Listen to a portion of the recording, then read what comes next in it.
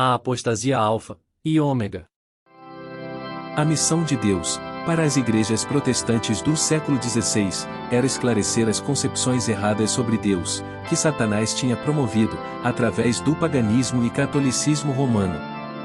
Grandes homens como John Wycliffe, William Tyndale, John Knox, Martinho Lutero acenderam a tocha espiritual da verdade, na Idade Média. Mas depois que estes grandes reformadores morreram, seus seguidores não continuaram a avançar a reforma doutrinária, no lugar deles. Assim como os judeus, e a Igreja Católica, depois que os protestantes formaram seus credos religiosos oficiais, eles pararam de avançar em conhecimento espiritual, e acabaram ficando endurecidos.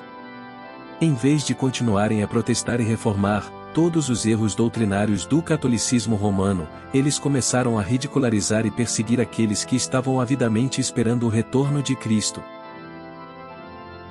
Cristo atentou para o movimento do Segundo Advento de 1844, para esclarecer completamente todos os conceitos errados sobre Deus, que Satanás patrocinou pelo catolicismo e protestantismo apostatado. Através deles, Deus planejou finalizar a reforma espiritual e doutrinária, começada pelos reformadores do século XVI. Em 1844, Deus propôs construir uma igreja como em nenhuma outra geração. Grandes homens como Guilherme Miller, Josué Verheims, José Bates, Tiago White, J. H. Wagoner, Uriah Smith e J. N. Andrews foram especialmente usados por Deus para reenfatizar os grandes tesouros da verdade bíblica, que foram enterrados debaixo do entulho dos erros papais e da tradição. Deus também deu mensagens especiais de encorajamento, advertência e direcionamentos proféticos através do ministério de Ellen White. Através desse povo, Deus procurou defender sua lei perante o mundo, para contrastar completamente os princípios de seu governo com os de Satanás. Através desse povo, Deus procurou iluminar a terra com o conhecimento de seu glorioso caráter de amor e justiça, expondo assim os enganos encobertos de Satanás para sempre. Por décadas até agora, estes grandes homens e mulheres de fé têm estado a dormir em suas sepulturas. Mas o propósito de Deus para o movimento do Segundo Advento, as pessoas conhecidas hoje como Adventistas do Sétimo Dia, ainda é o mesmo. Os princípios da verdade bíblica, que animaram as vidas consagradas dos pioneiros adventistas, continuam vivos hoje. Os adventistas permaneceram unidos nas doutrinas fundamentais, sem nenhuma disputa, por mais de 50 anos, até que Satanás tentou minar essas doutrinas, introduzindo em seu meio a apostasia alfa e a apostasia ômega. Ellen White alertou: cuidado com aqueles que querem demolir o fundamento, sobre o qual temos construído nos últimos 50 anos, para estabelecer uma nova doutrina. Manuscrito 137, de 1903. Satanás estabeleceu seus planos para solapar a nossa fé na história da causa e obra de Deus. Estou profundamente ansiosa ao escrever isto.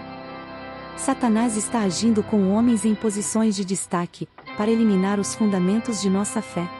Ellen White, The Review and Herald, 19/11 de 1903. O alfa.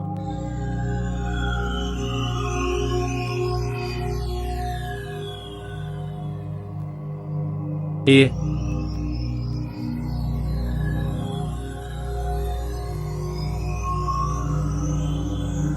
o ômega. Dr. John Harvey Kellogg, inventor brilhante, nutricionista e médico, era um dos homens mais famosos na história da Igreja Adventista do Sétimo Dia. O mundo se lembra dele como o diretor do renomado sanatório de Battle Creek. A Igreja se lembra dele, pelos ensinos panteístas, em seu desacreditado livro, O Templo Vivo. No dia 18 de fevereiro de 1902, no grande auge de sua influência dentro da Igreja Adventista, o sanatório de Battle Creek foi destruído pelo fogo. Dr. Kellogg, rapidamente, fez planos para reconstruir, e solicitou ajuda ao Comitê da Conferência Geral. O presidente A.G. Daniels sugeriu ao Dr. Kellogg escrever um livro básico de fisiologia e saúde, para ser vendido pelos adventistas do sétimo dia, por todos os Estados Unidos. Talvez eles conseguissem vender 500.000 de cópias, e o lucro poderia ser usado para ajudar a reconstruir o sanatório. Dr. Kellogg preparou o manuscrito rapidamente, e um comitê foi designado para revisar o livro. O comitê da Conferência Geral decidiu não publicar o livro, quando eles entenderam que ele tinha ensinos panteístas sobre a personalidade de Deus. A página 29d, O Templo Vivo, diz: Agora suponha que temos uma bota diante de nós, não uma bota comum, mas uma bota viva. E que ao olharmos para ela, vemos mini-botas se movendo pelas costuras, escorregando-se pelo calcanhar, e espremendo-se até a biqueira, e escapando pelo topo. Muitas, centenas, milhares de botas, um enxame de botas continuamente fluindo a partir de nossa bota viva. Não seríamos levados a dizer que existe um sapateiro dentro da bota? Então também existe na árvore um poder que a cria e a mantém, um fazedor de árvores na árvore. John Harvey Kellogg, O Templo Vivo, página 29. Depois que os líderes da igreja se recusaram a publicar seu livro, Dr. Kellogg deu uma ordem pessoal para a Review imprimir O Templo Vivo. Cerca de um mês depois, a Review and Herald se incendiou e as matrizes do livro, que estavam preparadas para impressão, foram destruídas pelo fogo. No dia 16 de março de 1903, Ellen White escreveu ao Dr. Kellogg: Você não está definitivamente esclarecido sobre a personalidade de Deus, que é tudo para nós como povo. Você praticamente destruiu o próprio Senhor Deus. Carta 300, de Ellen White para Dr. Kellogg, 16 de março de 1903. Depois da destruição das matrizes do livro no incêndio da Review and Herald, muitos esperaram que o Dr. Kellogg não publicaria mais o Templo Vivo. Mas ao invés de aceitar o alerta flamejante de Deus, ele enviou o manuscrito para uma impressora comercial em Battle Creek. 3.000 cópias do livro foram impressas e começaram a circular largamente, entre os adventistas do sétimo dia. Nós geralmente subestimamos o poder e influência do Dr. John Harvey Kellogg dentro da Igreja Adventista do Sétimo Dia. O Alfa não era apenas uma crise doutrinária, mas também um jogo de poder que ameaçou dividir permanentemente a denominação adventista. Muitos aceitaram os ensinos de Kellogg como uma nova luz. O próprio Kellogg manteve que ele só estava ensinando o que Ellen White havia ensinado durante anos. Em outubro de 1903, a discussão chegou a uma crise durante o concílio de outono do Comitê da Conferência Geral. Próximo ao encerramento do concílio, o presidente Daniels recebeu 2 cartas de Ellen White que especificamente denunciavam os ensinos contidos no Templo Vivo. Nesse momento a discussão voltou-se a favor da verdade. Dr. Kellogg prometeu revisar o Templo Vivo e remover tudo que fosse de natureza teológica.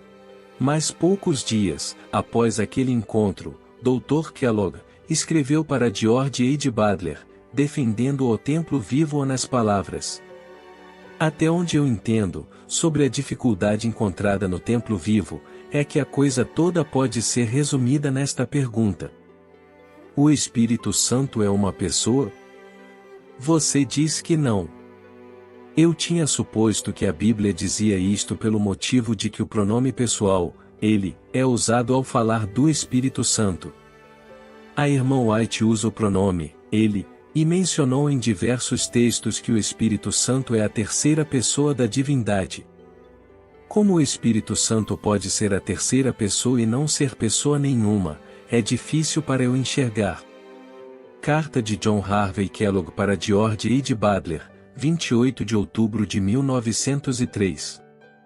A maioria dos adventistas acredita que os ensinos errôneos do Dr. Kellogg era apenas uma compreensão panteísta sobre Deus, mas a maioria não sabe o que Kellogg admitiu em sua carta a George Ad Butler. É o Espírito Santo uma pessoa? Com respeito à preocupação de Kellogg, essa era uma grande pergunta que o Templo Vivo levantou. Embora os líderes denominacionais tentassem convencer o Dr. Kellogg de que o Espírito Santo não era uma pessoa separada do Pai e do Filho, mas sim a natureza interna compartilhada por ambos, Kellogg apelou para declarações feitas por Ellen White para aparentemente justificar seu novo ensino.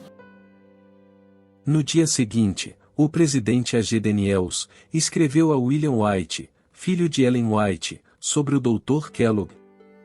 Desde o fim do concílio, senti que deveria escrevê-lo confidencialmente sobre os planos do Dr. Kellogg de revisar e republicar o Templo Vivo. Mas permiti que pressão do trabalho me impedisse de fazê-lo. Ontem à noite, recebemos uma carta do doutor que me fez sentir que eu não devo demorar mais tempo para te escrever sobre este assunto. Ele disse que durante todo o tempo ele se preocupou em saber como explicar o caráter de Deus e sua relação com suas obras criadas. Ele tinha certeza de que ele acreditava no que os testemunhos ensinam e no que o Dr. Waggoner e Jones ensinaram durante anos, mas ele acreditava que nenhum deles havia expressado a questão na forma correta. Então ele afirmou que suas antigas visões sobre a Trindade o atrapalhavam de fazer uma declaração clara e absolutamente correta, e dentro desse curto momento que ele creu na Trindade, conseguiu ver bem claramente onde estava toda a dificuldade, e achou que agora podia resolver a questão satisfatoriamente. Ele me disse que agora crê em Deus o Pai, Deus o Filho e Deus o Espírito Santo. E agora entende que é o Espírito Santo e não o Pai, que preenche todo o espaço e todas as coisas vivas. Carta de A. G. Daniels, para W. C. White, 29 de outubro de 1903, página 1 e 2.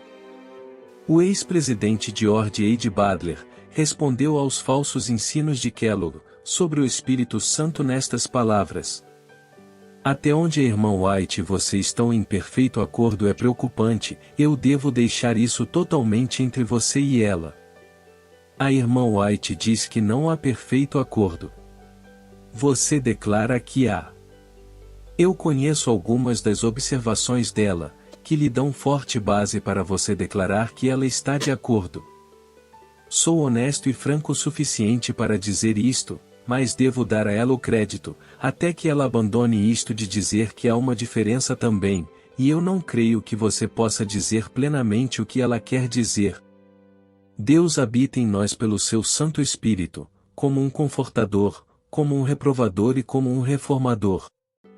Quando nós vamos a Ele, nós participamos dele nesse sentido, porque o Espírito vem da parte dele. Vem do Pai e do Filho. Não é uma pessoa andando por aqui a pé, ou voando como um ser literal no mesmo sentido que Cristo e o Pai fazem, e pelo menos, se é assim, está totalmente além da minha compreensão do entendimento da linguagem ou das palavras. Carta de George H. Butler, para J. H. Kellogg, 5 de abril de 1904, página 7. Que os líderes da igreja ficaram tão surpresos e espantados com os ensinos especulativos de Kellogg sobre o Espírito Santo e da Trindade, simplesmente porque naquele tempo a igreja adventista era estritamente não trinitariana, tanto nas crenças fundamentais como nos livros publicados. Todos os líderes da igreja e a maioria dos adventistas estavam cientes disso. Qualquer um que publicasse opiniões panteístas ou trinitárias estava definitivamente indo contra a instituição da igreja e os bem estabelecidos ensinamentos sobre Deus. Embora o Dr. Kellogg continuasse a citar Ellen White em apoio aos seus ensinos, ela cria que esta crise doutrinária era a maior que a igreja adventista do sétimo dia já tinha enfrentado. Durante os anos seguintes, Ellen White publicaria vários alertas contra os perigos dos ensinos especulativos sobre a personalidade de Deus. Vários capítulos em seu livro A Ciência do Bom Viver foram dedicados a este assunto. Na página 409, a Sra. White enfatiza essa importância do verdadeiro conhecimento de Deus, nestas palavras: como nosso Salvador, achamo-nos neste mundo para servir a Deus. Aqui nos achamos a fim de nos tornarmos semelhantes a Ele no caráter, revelando-o, ao mundo, mediante uma vida de serviço. Para sermos colaboradores seus, para sermos semelhantes a Ele, e lhe revelarmos o caráter, precisamos conhecê-lo direito. Cumpre-nos conhecê-lo tal como Ele se revela a si mesmo. O conhecimento de Deus é o fundamento de toda verdadeira educação e de todo serviço verdadeiro. É a única salvaguarda real contra a tentação. Por ele, unicamente, nos podemos tornar semelhantes a Deus no caráter. Esse é o conhecimento de que necessitam todos quantos estão trabalhando pelo reerguimento de seus semelhantes. Transformação de caráter, pureza de vida, eficiência no serviço, apego aos princípios corretos, tudo depende do justo conhecimento de Deus. Esse conhecimento é o preparo essencial tanto para esta, como para a existência futura. A Ciência do Bom Viver, página 409. Em 1904, Ellen White publicou um artigo intitulado Os Alicerces de Nossa Fé. Está em Mensagens Escolhidas, volume 1, página 201. Nesse artigo ela adverte: como um povo, devemos estar firmes sobre a plataforma da verdade eterna, que resistiu a todas as provas. Devemos ater-nos aos seguros pilares de nossa fé. Os princípios da verdade que Deus nos revelou, são nossos únicos fiéis alicerces. Eles é que fizeram de nós o que somos. Ela então disse: fui instruída pelo mensageiro celeste, de que parte do raciocínio no livro Templo Vivo, não é sadio, e que tal raciocínio desencaminhará o espírito dos que não estão completamente firmados nos princípios fundamentais da verdade presente. Ele introduz aquilo que não passa de especulação, acerca da personalidade de Deus, e do lugar de sua presença. Ninguém na Terra tem o direito de especular quanto a esta questão. Então ela adiciona: as teorias espiritualistas acerca da personalidade de Deus, levadas à sua conclusão lógica, derrubam toda a ordem cristã. No mesmo artigo, Ellen White chama as especulações do Dr. Kellogg sobre Deus como apostasia alfa ou início de heresias fatais. Além disso, ela também prediz que a apostasia ômega, ou final, destas heresias doutrinárias, seriam introduzido na Igreja, dentro de pouco tempo, depois daquele ano que ela escreveu. Ela escreve: não vos enganeis. Muitos se afastarão da fé, dando ouvidos a espíritos sedutores e doutrinas de demônios. Temos agora perante nós o alfa desse perigo. O ômega será de natureza mais assustadora. Mensagens Escolhidas, volume 1, página 197. Mais uma vez na página 203, nós lemos sua previsão sobre o ômega. O Templo Vivo contém o alfa dessas teorias. Eu sabia que o ômega seguiria dentro de pouco tempo, e tremi pelo nosso povo. Mensagens Escolhidas, volume 1, página 203. Ellen White profetizou que o ômega das heresias doutrinárias entraria na Igreja. E no mesmo artigo ela também prediz os terríveis resultados e consequências que esta mudança doutrinária iria trazer. O inimigo das almas tem procurado introduzir a suposição de que uma grande reforma devia efetuar-se entre os adventistas do sétimo dia, e que essa reforma consistiria em renunciar às doutrinas que se erguem como pilares de nossa fé, e empenhar-se num processo de reorganização. Se tal reforma se efetuasse, qual seria o resultado? Seriam rejeitados os princípios da verdade, que Deus em sua sabedoria concedeu à Igreja remanescente. Nossa religião seria alterada. Os princípios fundamentais, que têm sustido a obra nestes últimos 50 anos, seriam tidos na conta de erros. Estabelecer-se-ia uma nova organização. Escrever-se-iam livros de ordem diferente. Introduzir-se-ia um sistema de filosofia intelectual. Os fundadores deste sistema iriam às cidades, realizando uma obra maravilhosa. O sábado seria naturalmente, menosprezado, como também o Deus que o criou. Coisa alguma se permitiria opor-se ao novo movimento. Ensinariam os líderes ser a virtude melhor do que o vício, mas, removido Deus, colocariam sua confiança no poder humano, o qual, sem Deus, nada vale. Seus alicerces se fundariam na areia, e os vendavais e tempestades derribariam a estrutura. Quem tem autoridade para iniciar semelhante movimento? Possuímos a Bíblia. Temos nossa experiência, com o atestado da milagrosa operação do Espírito Santo. Temos uma verdade que não admite contemporização alguma. Não devemos repudiar tudo que não esteja em harmonia com esta verdade. Mensagens Escolhidas, volume 1, página 204. Pelos meus estudos, concluí que a maioria das predições de Ellen White sobre o ômega já foram cumpridas. Desde a morte de Ellen White, os líderes adventistas mudaram radicalmente os ensinos fundamentais adventistas. Essas grandes mudanças foram tão graduais através dos anos que somente muitos poucos membros perceberam o que estava acontecendo. Uma grande mudança veio em 1931, quando uma nova declaração de crenças foi escrita e promovida em relativo segredo. Outra importante mudança veio durante os anos 50, quando os líderes adventistas mantiveram conferências com vários líderes do protestantismo evangélico.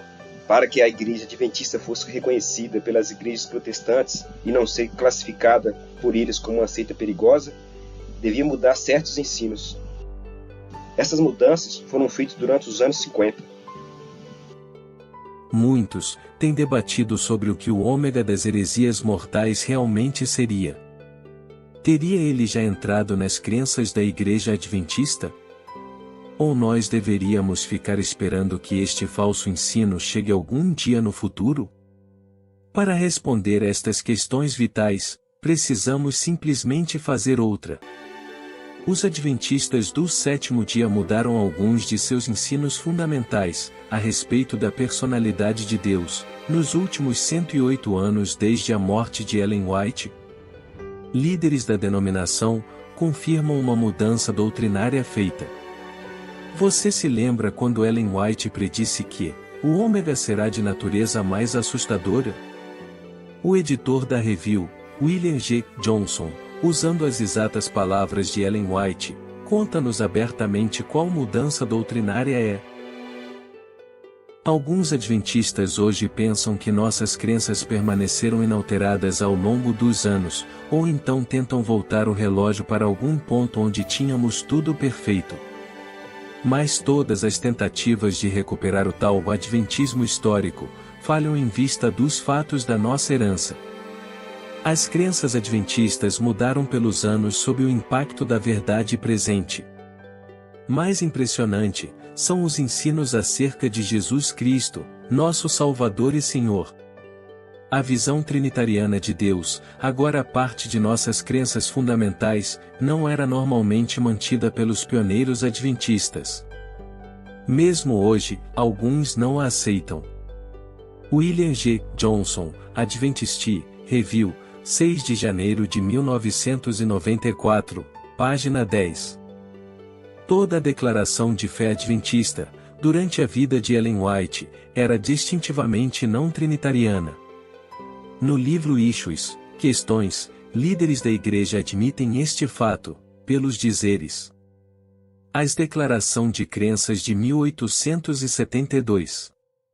O fato de que a primeira declaração de crenças ser não trinitariana, é digno de nota.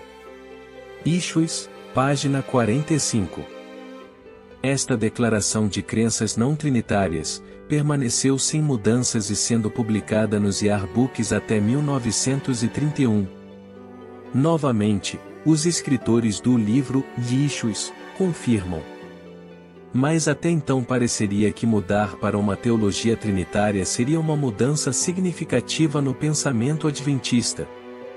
Indo além dessa improvada alegação, a declaração de 1931 é dramaticamente diferente de 1872, por ser toda trinitariana.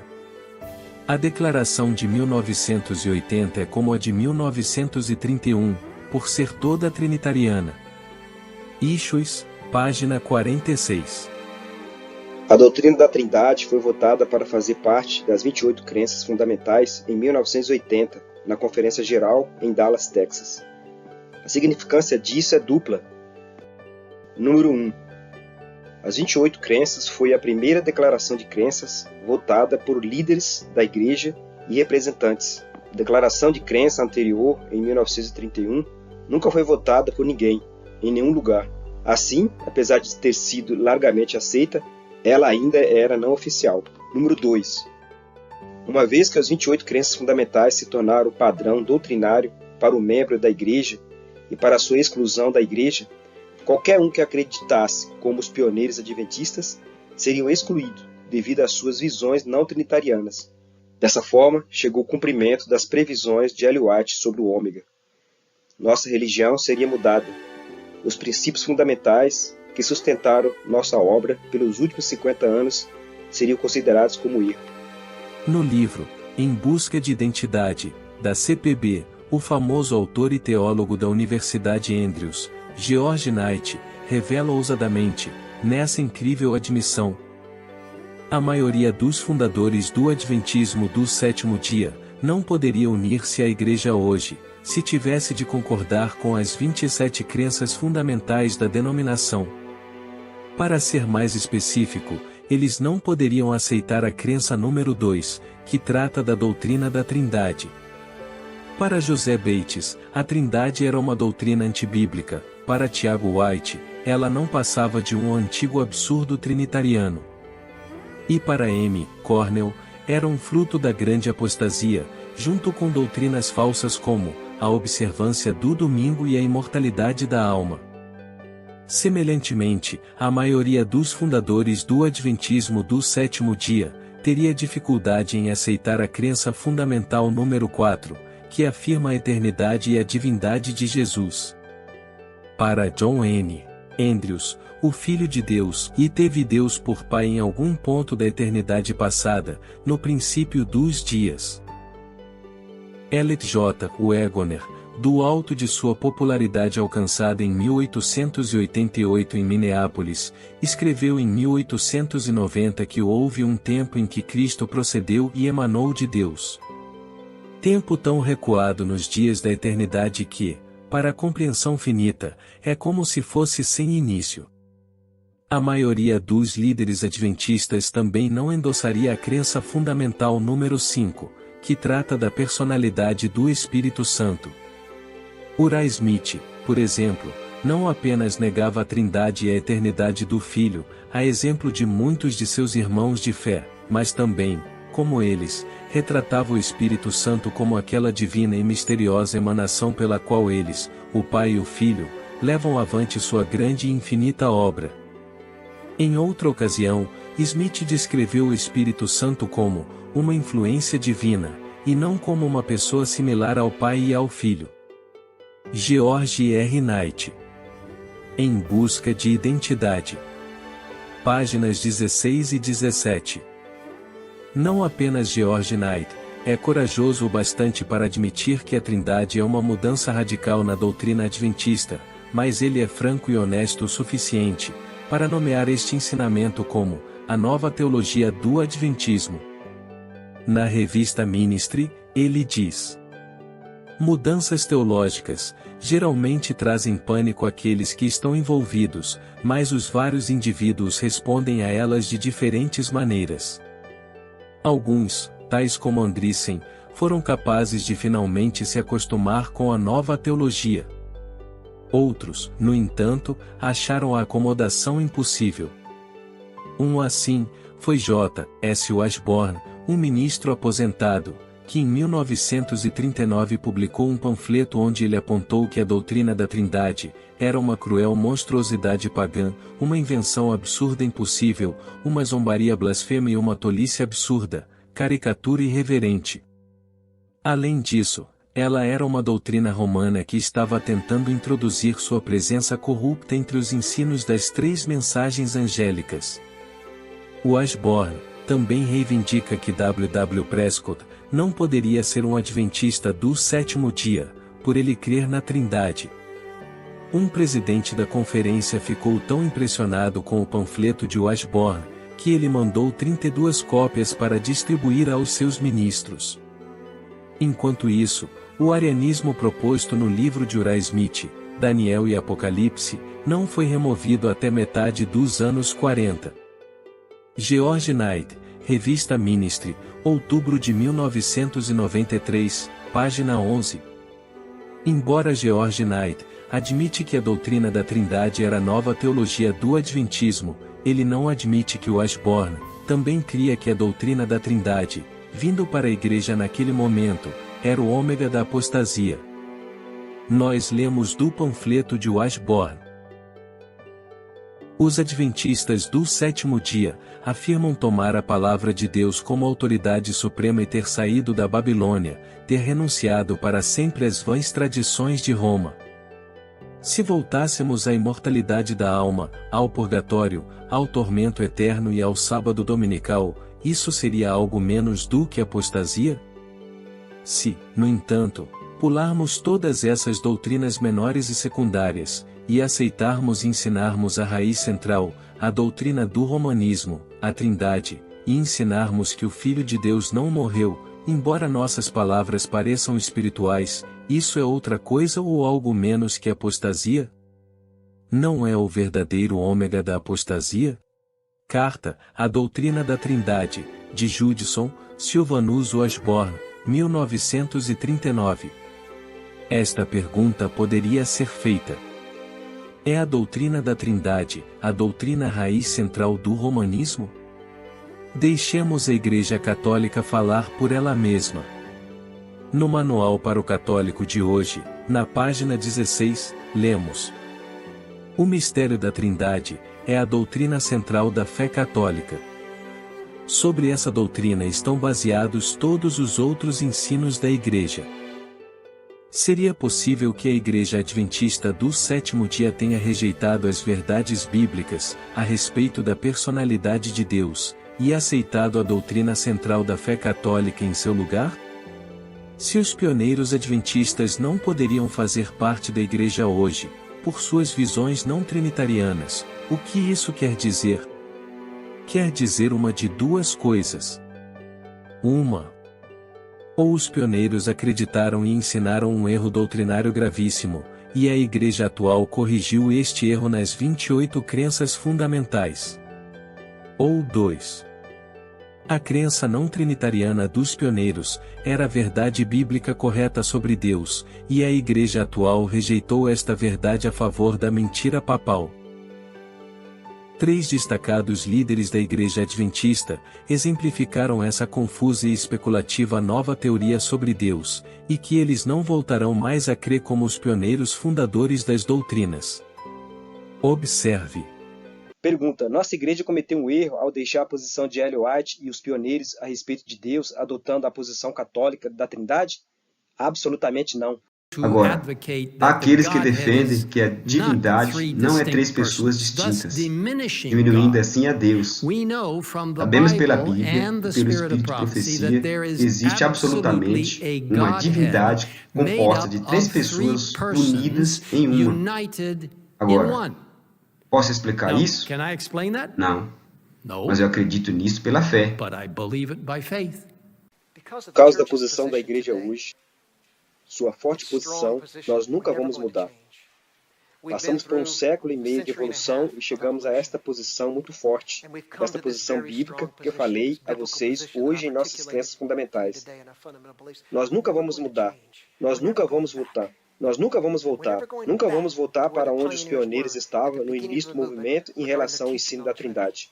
Declarações como estas sobre a Trindade e o Espírito Santo foram totalmente estranhas aos pioneiros adventistas.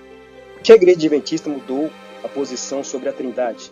A resposta padrão da Igreja é simplesmente: todos os pioneiros adventistas estavam errados e os adventistas de hoje mudaram essa crença sobre a Trindade por causa do grande desejo de avançar espiritualmente em harmonia com Ellen White e a revelação bíblica. Isso é verdade? Vamos olhar para o grande quadro. Satanás inspirou e colocou pressão nas religiões pagãs para ensinarem o falso conceito trinitário de Deus. Satanás inspirou os primeiros católicos a se comprometerem com o paganismo e a ensinar o falso conceito trinitário de Deus. Falando em pressão, todos aqueles que não se harmonizaram doutrinariamente com o catolicismo foram considerados como hereges, perseguidos, torturados e mortos. O credo católico da Trindade ficou sendo o teste padrão da fé cristã ortodoxa em torno dos últimos 700 anos. A maioria das igrejas protestantes aplica a doutrina católica da Trindade como o principal teste para se comungar com outras igrejas. Simplesmente qualquer um que apoiar a Trindade é bem-vindo na sociedade ecumênica com os braços abertos.